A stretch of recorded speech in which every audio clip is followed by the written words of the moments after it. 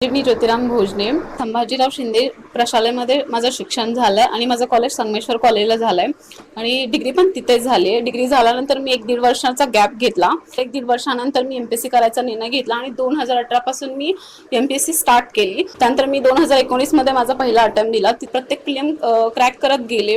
मी men's पण दिलेत 5-6, पण मी ओपन कॅटेगरीमध्ये असल्यामुळे माझी मेन्स काही पॉईंटने जायची. नंतर मला प्रिलियम द्यायला लागायची.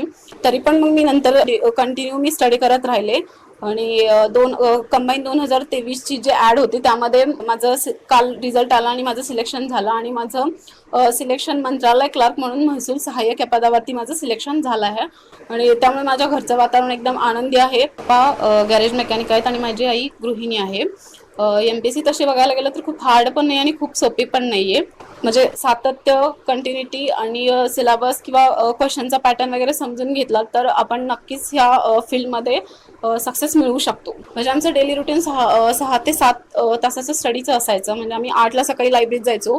तिथपासून 1-2 तास गॅप व्हायचा. म्हणजे टाईम दुसऱ्या ह्याच्यासाठी आम्ही टाईम हे करायचो, पण नंतर 6 ते तास आमचा स्टडी चालायचा. माझं घर खूप छोटं आहे. तसं बघायला गेलं तर आमची इकॉनॉमिकल कंडिशन पण चांगली नाही आहे. घरी स्टडी करण्यासाठी पुरेसा स्पेस पण नव्हता, त्यामुळे मी लायब्ररी जॉईन केलेली आणि लायब्ररीमध्ये आम्ही 6 ते 7 तास स्टडी करायचो. सरोजिनी ज्योतिराम भोजने.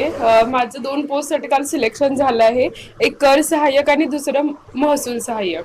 पप्पा माझे जास्त काही वेल एज्युकेटेड नाहीये आणि आई पण माझी गृहिणीच आहे. तरी पप्पांवर आणि माझा लहान भाऊ आहे ना, तो जॉब करायचा.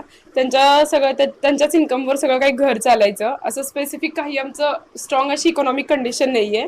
सिच्युएशन तशी घरची म्हणायला गेलं तर हलाखीचीच आहे. मासिक उत्पन्न कमी असल्यामुळे आम्ही काही बाहेरच्या असं पुणे वगैरे अशा सारख्या सिटीमध्ये जास्त दिवस राहून काही स्टडी नाही केला. आम्ही त्यासाठीच घरी इथं सोलापूरमध्ये लायब्ररी जॉईन केली आणि तिथं लायब्ररीमध्ये आम्ही स्टडी करायचो. बॅकग्राऊंड पण खूप स्ट्रॉंग असलं पाहिजे किंवा आपले आई वडील पण वेल एज्युकेटेड पाहिजे असं काहीच नाहीये. फक्त एक्झामची रिक्वायरमेंट समजून घेतली पाहिजे, सिलेबस चांगला समजून घेतला पाहिजे, एक्झामचं पॅटर्न काय आहे ते समजून घेतलं पाहिजे आणि जर कॉन्सेप्ट क्लिअर असतील तर आपण ही पोस्ट आरामात क्रॅक करू शकतो.